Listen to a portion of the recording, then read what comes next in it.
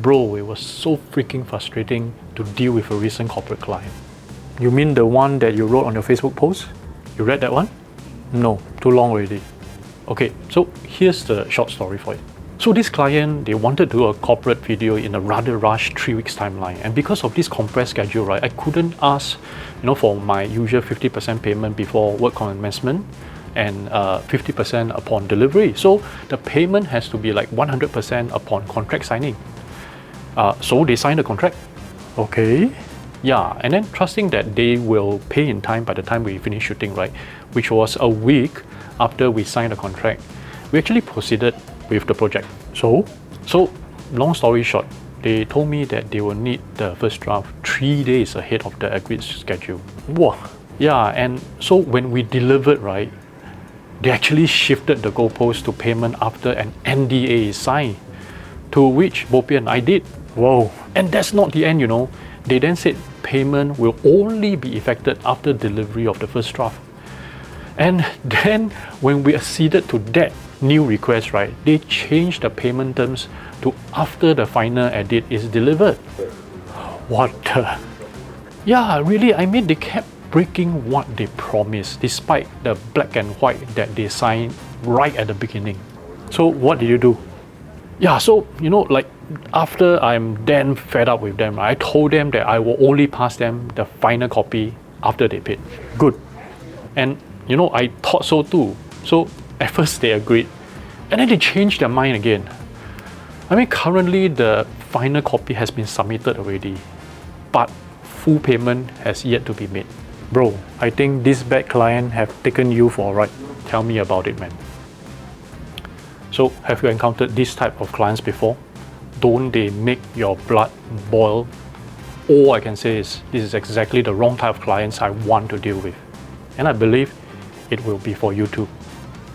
But we're definitely bound to get these clients, right? Well, I don't think we can ever be completely free from getting such wrong clients. But lucky for me, the majority of my clients aren't like that. Most of them are the right ones, at least for me.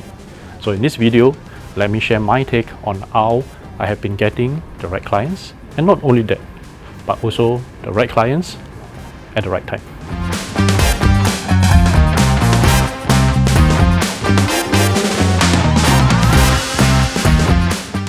Hey, this is Colin from Learns Marketing.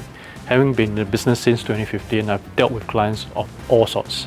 From those wrong clients like the ones I mentioned above, right, to those who agree to pay like $37,000 for a project without giving us a single issue throughout the pre-production, shoot, and post-production phases. Yes, bad clients are far and few in between, but for most of us, right, the right clients are also far and few in between. Can I check if you one over there, right? Yeah. I don't know which lens. Okay. So for this Nikon camera, right, you connect this one to somewhere here. Come back later. Well, but fortunately, I've been rather blessed to have worked with numerous great clients over these years. And I found that there's actually a way for me to attract the right clients at the right time. I'll get the lens for you. So how? Well, have you heard about the 7 points of contact before a good conversion happens? Well, that's exactly how I increase the chances of a right client signing up for a project with us at the right time. So here are the 7 steps. Here you go. Step number 1, knowing my audience. Now I realized that over the years I attract a certain profile of clients, but also that profile evolves as my work becomes more professional or the market changes. Now, too many times, many starting business owners or freelancers I know tell me that they want to reach out to everyone. But really, one of the most important things we need to start to do is to know who our niches audience are. And the more niche, the better. In fact, there was a time when I created a customer avatar based on just one single person who is my ultimate preferred target audience. And all my messages were catered towards that one single person. Step number 2, increasing my reach. Now, obviously, the more people who know me, the better, right? And yes, and we also know that having a strong online presence is critical. So hence, I've been very active on social media since day one. Now, I started with Facebook, which helped me a lot in getting my audience there to know me, like me, and eventually trust me.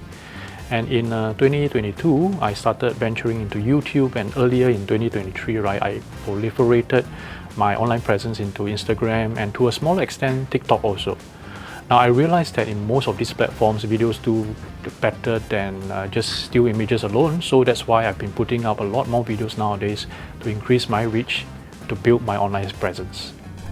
Step number 3, networking. Now from 2020 during the COVID lockdown till mid-2022, I wasn't meeting a lot of people like I used to in the past, so my business naturally took a severe hit. When I restarted the process of networking in late 2022, and I've been doing that since with at least 8 to 10 meetings per month, actually I get more opportunities to build relationships with other professionals.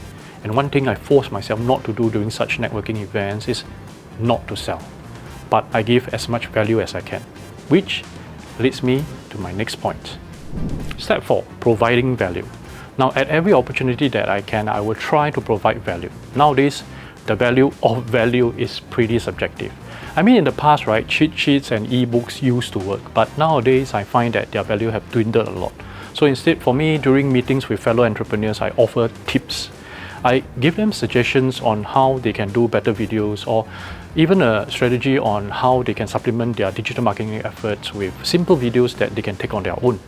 And at times, right, I even shoot a quick video for someone in need if I have the resources for free.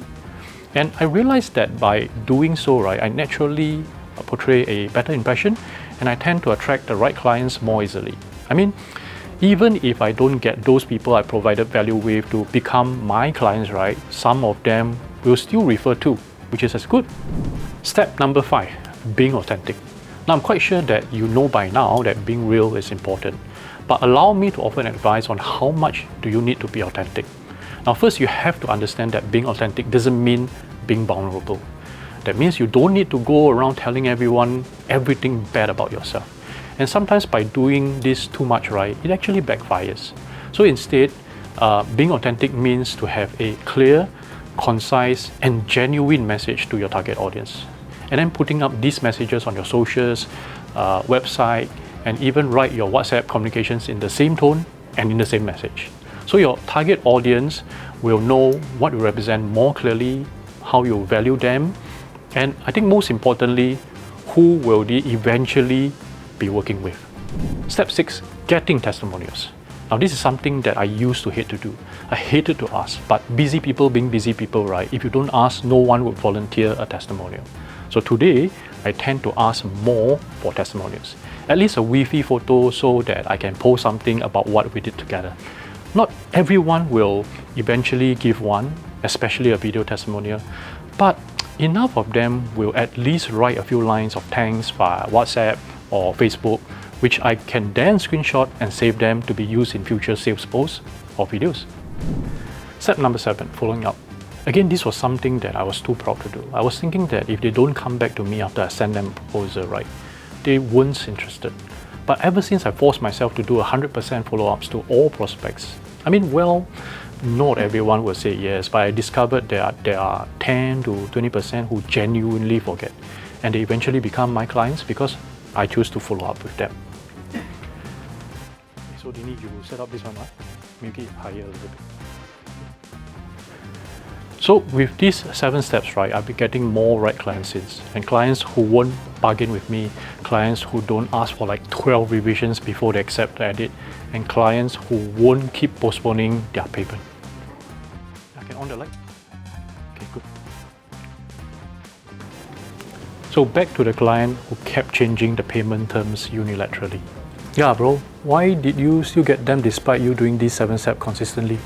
Well, I reasoned that they were referral, and of the 7 things that I did, right, they never experienced any one of them. So naturally to them, right, I was like any other vendor who they used before, which they think they could just bully and take advantage of.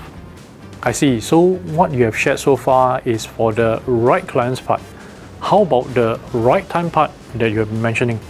Well, here's the thing. The right clients won't just appear out of nowhere the moment you do one of those 7 steps. Now, even if you did all 7 right, chances are you won't get any right clients immediately. It will take time. Okay, granted.